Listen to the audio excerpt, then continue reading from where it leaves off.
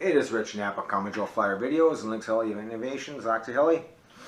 Alright, as you know, I'm kind of getting into the quads, you know, the smaller ones for kind of playing around at the field when I cannot get out on the helicopter side, you know, things of that nature, depending on weather and stuff.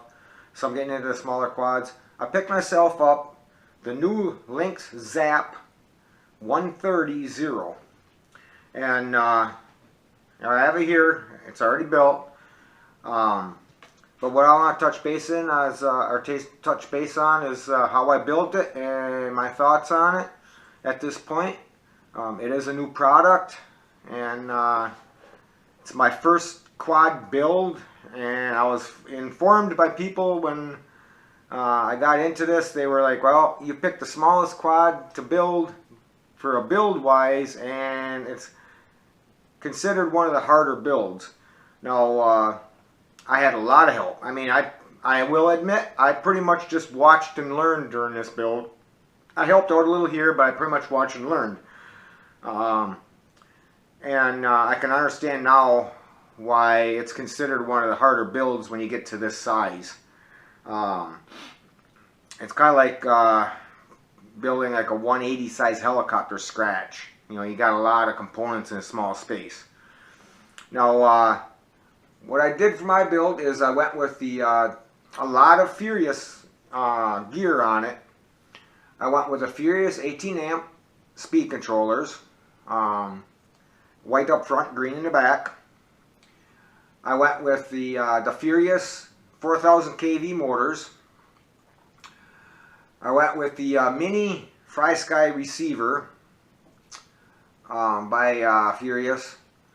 I went with the Pico board by Furious, and let's see here.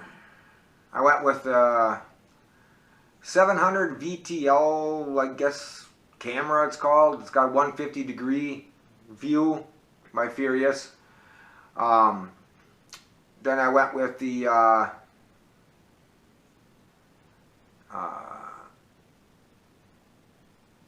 Innova OSD VTX board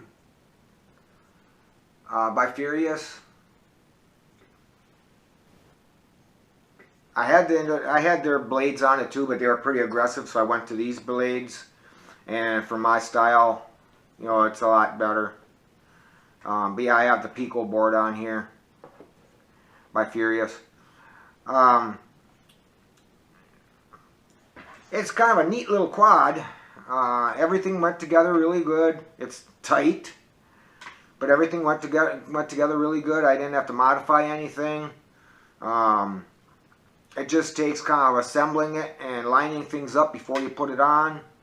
I did do a few things different. I brought my antenna up through the frame instead of through the breakaway antenna, because I eliminated the socket. That way I made it lighter. I went with EC3s, and but yeah, at this time I only got a couple flights on it, but nice and solid. It was, you know, pretty. On, ready to fly. Throttle active. Stabilization on. Throttle hold. You know, it was stable. I thought being this small it would be really twitchy, but it's not really twitchy. You know, and for a helicopter guy, you know, it was actually kind of fun flying it. Like I said, I ain't gonna fly it. Just show you how I went with the light white and green speed controllers. I built mine 3S instead of 4S. And for me, telemetry lost. You know, it's like it's quick. That's why I went down to these blades, kind of slow it down a little bit. But yeah, everything went together very well. It was, you know, everything was machined very good. I didn't have to modify anything.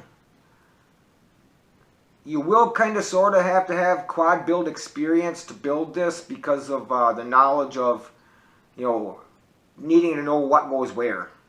and kind of figure it out.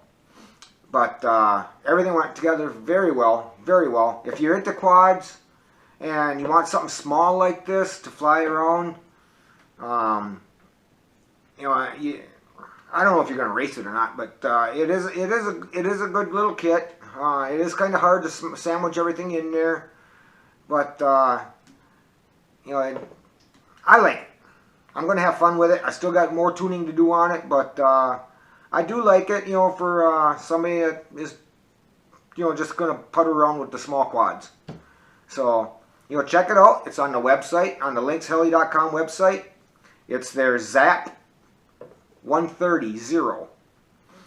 So that's my thoughts on it, and take it for what it's worth. Till next time, happy flying.